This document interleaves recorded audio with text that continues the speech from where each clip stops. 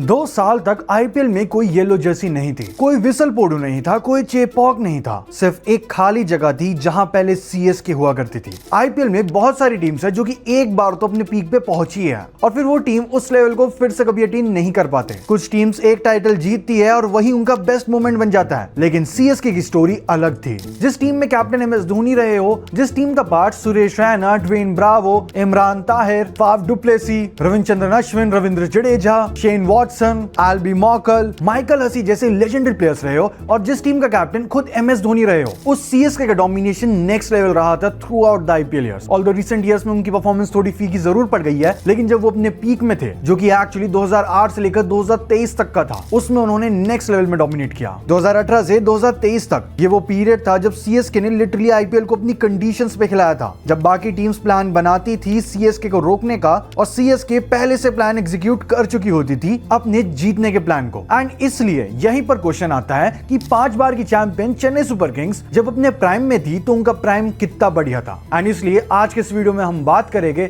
How good was prime CSK. जो उनका main prime आया था वो आया था 2018 से लेकर 2023 के बीच में, जब उन्होंने 3 ट्रॉफीज जीती थी और वो भी 2 साल के बैन के बाद। इसलिए इस वीडियो में हम बात करेंगे इसी टाइम पीरियड के बारे में। 2015 के बाद बीसीसीआई ने सीएसके पे 2 साल का बैन लगा दिया था फॉर स्पॉट फिक्सिंग कंट्रोवर्सी, जिस वजह से जो उनकी 2015 की स्क्वाड थी वो 2016-17 में अलग अलग टीम्स में डिवाइड हो गई थी। एमएस धोनी न्यू पुणे की टीम में चले गए थे, सुरेश रैना गुजरात लायंस में, एंड ऐसे ही बाकी सभी प्लेयर्स भी डिवाइड हो गए थे। एंड इस चीज में कोई भी डिनाई नहीं कर सकता कि सीएसके सिर्फ एक टीम नहीं है, बल्कि एक फीलिंग है, एक इमोशन है, एक सर्टेन कॉन्फिडेंस है जो उस टीम के साथ आता है। लेकिन उन 2 सालों के लिए वो कॉन्फिडेंस, वो फीलिंग आईपीएल से गायब हो गई थी। ऑल्दो वही सेम प्लेयर्स अब भी आईपीएल में खेल रहे थे, लेकिन अब वो वाली बात नहीं बची थी। लेकिन फिर आता है साल 2018, जब सीएसके फाइनली कमबैक करती है 2 साल के बैन के बाद। और जब उन्होंने अपनी स्क्वाड को अनाउंस किया तो सभी लोगों का सबसे पहला रिएक्शन यही था कि इन्होंने आखिर क्या कर दिया। एज टीम का पार्ट थे शेन वॉटसन जो कि 36 के थे, हरभजन सिंह 37 के, इमरान ताहिर 39 के और ड्वेन ब्रावो 35 के। एंड इस टीम को टैग दिया गया डैडीज आर्मी का। एंड ऑनेस्टली नंबर्स देखे तो ये टैग गलत भी नहीं लगता। सभी एक्सपर्ट्स यही बोल रहे थे कि ये स्क्वाड स्ट्रगल जरूर करेगी। जहां बाकी टीम्स यंगस्टर्स पे फोकस कर रही थी, इस टीम ने सीनियर प्लेयर्स को क्यों ले लिया। सबके दिमाग में बस यही क्वेश्चन चल रहा था, क्योंकि इनके मैक्सिमम प्लेयर्स 30+ एज के थे। एंड ये क्लियर हो चुका था कि आईपीएल 2018 सीएसके के लिए बस एक सर्वाइवल सीजन होगा एंड ये जीतना तो छोड़ो, थोड़ा सा भी डोमिनेट नहीं कर पाएगी सीजन में। और सीएसके की मैनेजमेंट और प्लेयर्स ने ये सब सुना, लेकिन उन्होंने जवाब नहीं दिया किसी को भी और अपने गेम पर फोकस किया। उस सीजन में इनका पहला मैच होता है अपने आर्च राइवल मुंबई इंडियंस के खिलाफ, जो कि थी डिफेंडिंग चैंपियन, और वो भी उन्हीं के घर वानखेड़े स्टेडियम में। मुंबई इंडियंस ने पहले बैटिंग करते हुए 165 रन बनाए, लेकिन सीएसके से चेस करते करते 118 फॉर 8 पर आ चुकी थी एक पॉइंट पर। फिर उन्हें 18 बॉल्स में 47 रन चाहिए थे, 8 विकेट जा चुके थे और 16 का रिक्वायर्ड रन रेट था। लेकिन फिर उसी 35 इयर्स के डैड्स आर्मी के डीजे ब्रावो ने पूरे मैच को पलट दिया। एज डीजे ब्रावो ने सेकंड लास्ट ओवर में बुमराह को 3 सिक्सेस लगाए। यस, बुमराह को, वो भी 3 सिक्सेस। पूरा स्टेडियम पागल हो गया था। बट फिर उसी ओवर में ब्रावो आउट भी हो गए। लास्ट ओवर में सिर्फ 7 रन चाहिए थे, लेकिन स्ट्राइक पर थे केदार जाधव, जो जस्ट 1 ओवर पहले इंजर्ड हैमस्ट्रिंग के कारण रिटायर्ड हर्ट हुए थे। सिर्फ एक पैर के साथ लिटरली केदार जाधव क्रीज पर आए और पहले 3 बॉल्स उनकी डॉट गई। लेकिन फिर 4th बॉल पे केदार जाधव ने एफर्ट लगाया और फाइन लेग के ऊपर से एक छक्का मार दिया। एंड उसकी अगली ही बॉल पर एक और बाउंड्री और सीएसके फाइनली जीत गई अपना पहला मैच 1049 डेज के बाद। Like can you imagine that? Torn hamstring, एक पैर के साथ, कमबैक का pressure, and Kedar Jadhav did it. 1049 दिन की वो खाली जगह पहले ही मैच में, पहली रात में जैसी भर गई थी। जो इमोशन सीएसके का कई सालों से देखा जा रहा था, जो कि 2 सालों के लिए गायब था, वो फाइनली फिर से फील हो रहा था कि ये टीम इस बार आई है तो जीत के जाएगी। एंड जितने भी लोग उनके बारे में गलत कह रहे हैं वो गलत प्रूव होकर रहेंगे। अपने पहली होम गेम के बाद कावेरी रिवर डिस्प्यूट के चलते सीएसके को अपना फोर्ट्रेस चेपॉक छोड़कर पुणे में शिफ्ट करना पड़ा। सोचो, जिस चेपॉक के लिए सीएसके जानी जाती थी और जिसके लिए उन्होंने 2 साल तक वेट किया था, वो उनसे सिर्फ एक मैच खेलने के बाद छीन ली गई थी। और सीएसके यहां रुकने वाली नहीं थी। पुणे में शिफ्ट होने के बाद भी उन्होंने नेक्स्ट होम मैच जीत लिया and CSK was literally unstoppable. फिर आता है वो मैच जिसका सभी फैंस 2 साल से वेट कर रहे थे, आरसीबी वर्सेस सीएसके का मैच। एबी डिविलियर्स ने उस रात अलग आग लगा दी थी। आज उन्होंने 68 रन स्कोर कर दिए थे, वो भी 30 बॉल्स में, जिसमें 8 छक्के शामिल थे, जिसके साथ आरसीबी ने बनाया 205 रन का एक मैसिव टारगेट। फिर जब सीएसके चेस करने आई तो उनके एक के बाद एक विकेट्स गिरते गए। पहले वॉटसन, फिर रैना, फिर बिलिंग्स, फिर जडेजा एंड टीम पहुंच चुकी थी 74 फॉर 4 के स्कोर पर एंड इस पॉइंट पर लग रहा था कि अब तो ये टीम मैच हार जाएगी, बट तभी एंट्री होती है एमएस धोनी की और उसके बाद फैंस देखते हैं विंटेज धोनी को वापस एज वो बना देते हैं सिर्फ 34 बॉल्स में 70 रन्स और वो भी 7 छक्कों के साथ। Yes, Thala for a reason again. And दूसरे एंड पर खड़े थे राइडो, जिन्होंने नॉट आउट 82 रन्स बनाए, जिन्हें लोग डैड्स आर्मी कहकर बुला रहे थे। उन्हीं डैडीज ने मिलकर सीएसके को एक हारते हुए मैच में जीत दिलवाई एंड टूर्नामेंट में इसी मोमेंटम को कंटिन्यू करते हुए अपने लास्ट मैच में पंजाब को एलिमिनेट करके सीएसके क्वालिफायर 1 में एंट्री कर लेती है, जहां उनका मुकाबला होता है एसआरएच के खिलाफ। उस मैच में एसआरएच ने पहले बैटिंग करते हुए 140 का टारगेट दिया सीएसके को, जिसको चेस करते हुए सीएसके की टीम एक पॉइंट पे 97 फॉर 7 पर आ चुकी थी एंड जीतने के लिए उन्हें अब भी 47 रन चाहिए थे, वो भी 24 बॉल्स में एंड सिर्फ 3 ही विकेट बची हुई थी। लेकिन अब भी क्रीज पर खड़े थे फाफ डु प्लेसी, जिन्होंने सीएसके को उस मैच में वापस लाया और 5 बॉल रहते हुए एसआरएच को हराकर फाइनल्स में अपनी जगह पक्की कर ली थी एंड फाइनली 2 साल के इंतजार के बाद सीएसके की टीम फाइनल खेलने वाली थी और सीएसके का ये मैच होता है एसआरएच के खिलाफ। वही एसआरएच जिसे सीएसके ने 2018 में ऑलरेडी 3 बार हरा दिया था। इस मैच में एसआरएच पहले बैटिंग करते हुए 178 का एक डिसेंट टोटल बनाती है एंड अब आता है यहाँ पे एक इंटरेस्टिंग पॉइंट, क्योंकि टीम के ओपनर शेन वॉटसन शुरू में स्ट्रगल कर रहे थे एज उन्होंने 6 बॉल्स में लिटरली कोई रन ही नहीं बनाया था और लोगों को लग रहा था कि सीएसके नहीं जीत पाएगी। लेकिन एक बाउंड्री मारने के बाद शेन वॉटसन अपने रिदम को पकड़ लेते हैं और उसके बाद वो रुकते ही नहीं। वो 57 बॉल्स में 117 रन बना देते हैं और साथ में सुरेश रैना भी दूसरे एंड पे सपोर्ट करते हैं और सीएसके ने उस फाइनल मैच में ऐसे डोमिनेट किया जैसे वो पूरे टूर्नामेंट में कर रहे थे और फाइनली वो उस मैच को, यानी कि उस फाइनल मैच को, उस टूर्नामेंट को 8 विकेट से जीत जाते हैं और सीएसके ने ये ट्रॉफी जीती थी 2 साल के उस टफ टाइम के बाद,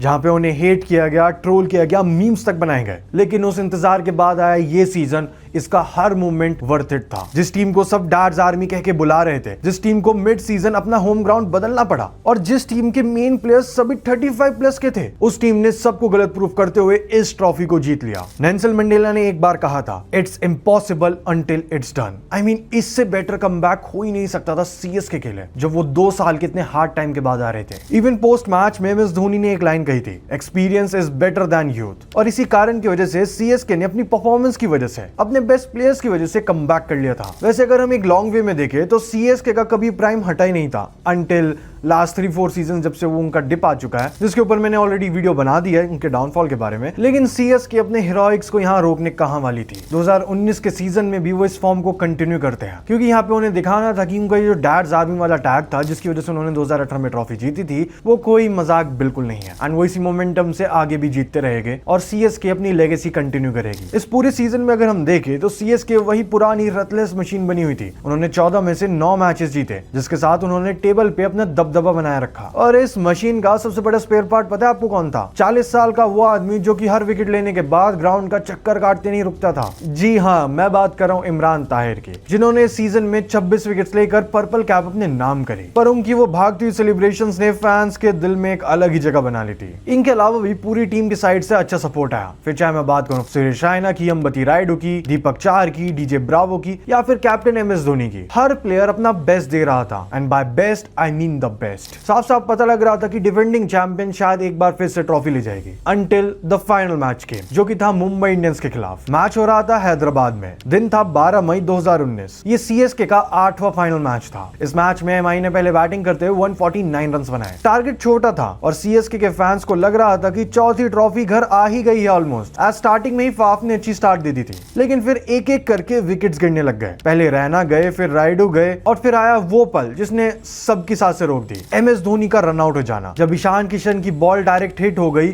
और स्क्रीन पर लिखा आया आउट। उस पर्टिकुलर मोमेंट पे पूरा स्टेडियम शांत हो गया था, लेकिन अभी भी क्रीज पर शेन वॉटसन खड़े थे। वॉटसन की बैटिंग देखने में नॉर्मल लग रही होगी, पर उस पॉइंट पे उनका घुटना पूरा खून से भरा हुआ था। आज उनकी नी पर एक गहरा कट लगा हुआ था, पर उन्होंने किसी को बताया नहीं और वो बस लड़ते रहे। लास्ट ओवर में 9 रन चाहिए थे। वॉटसन अभी भी क्रीज पर थे, इसलिए सीएसके की उम्मीद जिंदा थी। पर तभी एक मिसअंडरस्टैंडिंग हुई और दूसरा रन लेने के चक्कर में वॉटसन रन आउट हो गए। वही इंसान जो 80 रन बनाकर मैच को सीएसके की तरफ खींच लाया था, वो अब आउट हो गया था और सीएसके की होप्स खत्म होने लग रही थी। अब लास्ट बॉल पे 2 रन चाहिए थे। मलिंगा सामने थे और उन्होंने वही पुरानी मैजिकल स्लोअर यॉर्कर डाली और शार्दुल ठाकुर एलबीडब्ल्यू आउट हो गए एंड एमआई उस मैच को 1 रन से जीत गया, सिर्फ 1 रन से। पूरे 2 महीने की मेहनत, 15 मैचेस का सफर और सब थक कर रुक गया बस उस 1 रन की वजह से। धोनी के चेहरे पर कोई इमोशन नहीं था, पर उनके सीरियस एक्सप्रेशन से कहानी बयां हो रही थी और साथ में सभी फैंस इमोशनल हो चुके थे। बहुत लोग 2019 की उस हार को इस 1 रन की वजह से याद करते हैं, पर साथ में शेन वॉटसन के उस दिन के डेडिकेशन के ऊपर भी लोग उन्हें याद करते हैं। जिस तरह से वो उस मैच में इंजर्ड थे,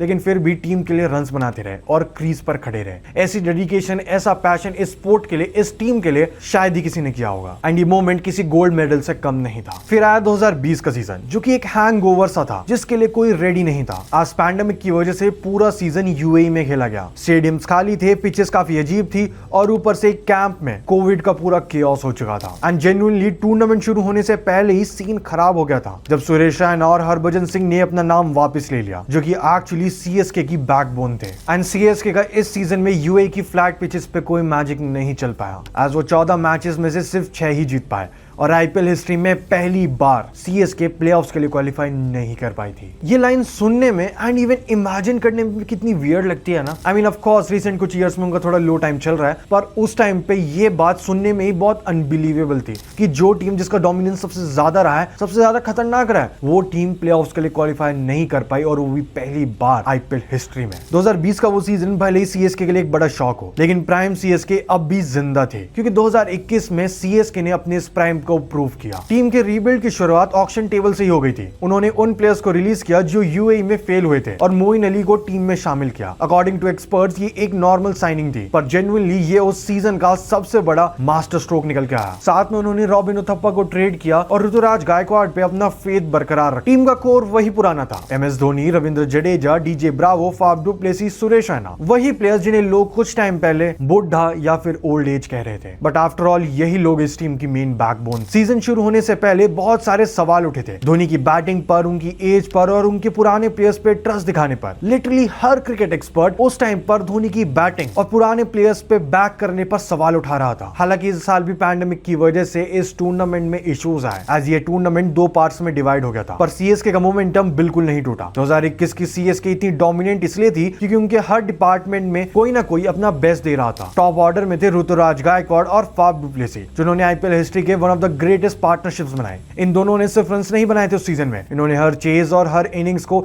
इतना आसान बना दिया कि बैटिंग की बारी आने से पहले ही गेम सेट हो जाता था। ऋतुराज ने उस सीजन 635 रन्स मारे और साथ में ऑरेंज कैप को भी जीता, और वहीं फाफ डु प्लेसिस ने 633 रन, जो कि उस लिस्ट में ऋतुराज के ठीक पीछे थे। यानी कि टूर्नामेंट के दोनों बेस्ट बैट्समैन सीएसके की टीम के थे। इनकी बैटिंग का क्या ही लेवल होगा ये आप इमेजिन ही कर लो। और सिर्फ बैटिंग नहीं, पूरी की पूरी टीम एक बार फिर से रिदम में आ चुकी थी, जैसे कि ये 2018-19 में थे, और देखकर लग ही नहीं रहा था कि 2020 में इनका सीजन ज्यादा खराब रहा है। उस सीजन सीएसके ने 14 मैचेस में 9 मैचेस जीते और टेबल के सेकंड नंबर पे फिनिश किया, और इस बार भी डोमिनेट करते हुए सीएसके अपनी जगह बना लेती है फाइनल मैच में, जहां पर फाइनल में उनका मुकाबला था केकेआर के खिलाफ। मैच था दुबई के स्टेडियम में, जहां सीएसके ने पहले बैटिंग करते हुए केकेआर के अगेंस्ट 192 रन बनाए, जिसमें फाफ डु प्लेसिस की 86 रन की मास्टर क्लास इनिंग शामिल थी। लेकिन चेस करने उतरी केकेआर की टीम 165 रन ही बना पाई और 27 रन से जीतकर सीएसके अपनी चौथी ट्रॉफी अपने नाम करती है। ये सिर्फ एक मामूली जीत नहीं थी, क्योंकि 2020 के एक लो सीजन के बाद सब लोग सीएसके के खिलाफ हो चुके थे। जहां उन्होंने पिछले सीजन 7th पोजीशन पे फिनिश किया था, वो इस सीजन में चैंपियन बन चुके थे। उन्होंने दिखा दिया कि जो उनके ऊपर ये डार्स आर्मी का टैग लगा हुआ है, ये कोई कमजोरी नहीं है, बल्कि ये तो उनकी सबसे बड़ी ताकत है, जो कि इनके कोर में साफ साफ दिखती भी है। एंड ये एक मेन रीजन बना उनकी इस जीत का। लेकिन फिर आता है 2022 का सीजन। इस सीजन से पहले सीएसके ऑलरेडी 4 बार चैंपियन बन चुकी थी और सबसे ज्यादा ट्रॉफी जीतने वाली वो सेकंड टीम बन चुकी थी आफ्टर मुंबई इंडियंस। एंड वो 2022 का सीजन लिटरली हॉरिफिक था। सीएसके एज डिफेंडिंग चैंपियन खेल रही थी और सबको लग रहा था कि ये टीम अपने पिछले साल वाला डोमिनेशन फिर से दिखाएगी, पर डे 1 से ही कुछ बहुत अजीब लग रहा था। सबसे बड़ा शॉक तो टूर्नामेंट शुरू होने से पहले ही हो गया था, जब धोनी ने कैप्टनसी रविंद्र जडेजा को हैंडओवर कर दी थी। एंड लॉजिकल वे में हम देखें तो ये मूव लिटरली बेस्ट था, क्योंकि उस टाइम पर जडेजा अपने करियर के पीक पर थे, पर ग्राउंड में आते सब चीजें बदल गई। एज जडेजा प्रेशर को हैंडल नहीं कर पाए। सीएसके को लीड करना कोई मजाक नहीं था, और ऊपर से जब टीम 4 मैचेस हार गई हो, तब तो प्रेशर बहुत ज्यादा बढ़ जाता है, क्योंकि आपको लेगेसी दी जा रही है आफ्टर एमएस धोनी, दी एमएस धोनी, जिन्होंने 4 की 4 ट्रॉफी खुद से जीती थी एज अ कैप्टन। एंड सबसे वियर्ड चीज तब हुई जब एमएस धोनी पीछे से फील्ड सेट कर रहे होते थे और जडेजा मिड ऑफ पे खड़े होते थे। ये देखने में बहुत ऑकवर्ड लग रहा था कि अभी भी टीम का एक्स कैप्टन फील्डिंग सेट कर रहा है और टीम का करंट कैप्टन कुछ नहीं कर रहा है। इसी वजह से रविंद्र जडेजा के ऊपर काफी प्रेशर बढ़ता गया, क्योंकि सभी फैंस और क्रिटिक उन्हें डाउट कर रहे थे और 8 मैचेस के बाद सिर्फ 2 जीत मिली, जिसके बाद जडेजा ने कैप्टनसी छोड़ दी या फिर शायद उनसे छुड़वा दी गई। धोनी वापस कैप्टन तो बने पर अब तक बहुत देर हो चुकी थी एंड इवन इस बीच ये भी न्यूज आने लग गई कि जडेजा और मैनेजमेंट के बीच में इश्यूज बहुत ज्यादा हो चुके हैं एंड चांसेस है कि वो अगले आने वाले सीजन में येलो जर्सी में ना दिखे और इस सीजन सीएस के सेकंड लास्ट नंबर पे फिनिश करती है। सभी फैंस का दिल टूट चुका था क्योंकि कोई भी ये एक्सेप्ट नहीं कर पा रहा था कि सीएसके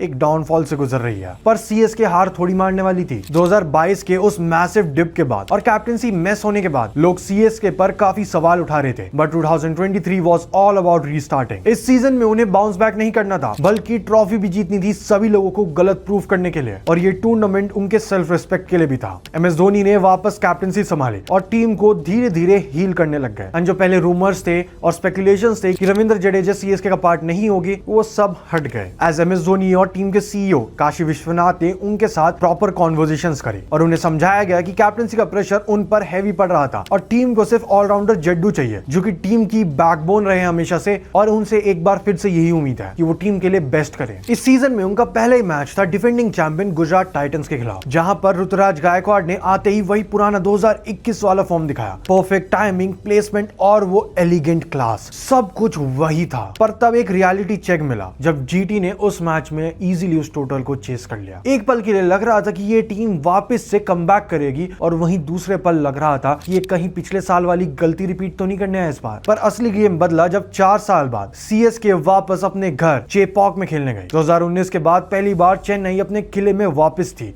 अपने फोर्ट्रेस में। एलएसजी के अगेंस्ट अपने पहले होम गेम में सीएसके ने 217 रन मारे और साथ में मोइन अली ने इस मैच में 4 विकेट्स भी लिए और सीएसके इस मैच को आराम से जीत गई। इस सीजन की सबसे बड़ी बात थी कि सीएसके का प्लेयर्स को री इन्वेंट करना, जिसमें सबसे पहले नाम आ जाता है अजिंक्य रहाणे का, जिन्होंने वानखेड़े में अपना वो अवतार दिखाया जो किसी ने भी एक्सपेक्ट नहीं किया था। 35 की एज में रहाणे ने 27 बॉल्स में 61 रन बना दिए थे and according to me Dhoni ने रहाणे को लिटरली रीबर्थ दे दिया था। वो एक डॉट बॉल स्पेशलिस्ट से एक अग्रेसिव इंपैक्ट प्लेयर बन चुके थे और वहीं बॉलिंग में टीम ने बेबी मलिंगा को ढूंढ लिया था जो कि थे मथीशा पथिराना। इस टीम में हर प्लेयर के पास क्लियर नोट था, सबके रोल्स क्लियर थे और साथ में सबसे इंपॉर्टेंट बात यह थी कि सभी प्लेयर्स अपने रोल को बखूबी निभा भी रहे थे। ये सीजन इस टीम के लिए इतना आसान भी नहीं रहा क्योंकि सीजन के बीच में थोड़ा डाउनफॉल भी आया जब राजस्थान रॉयल्स, पंजाब किंग्स और केकेआर के खिलाफ वो मैचेस हार गए। सिचुएशन ऐसी हो गई थी कि दिल्ली के against last match must win match बन गया था, पर हम सबको पता है कि प्रेशर में सीएसके हमेशा आउटशाइन करती है। उन्होंने डीसी को उस मैच में 77 रन से हरा दिया था, जिसकी मदद से उन्होंने क्वालिफायर 1 में अपनी एंट्री करी।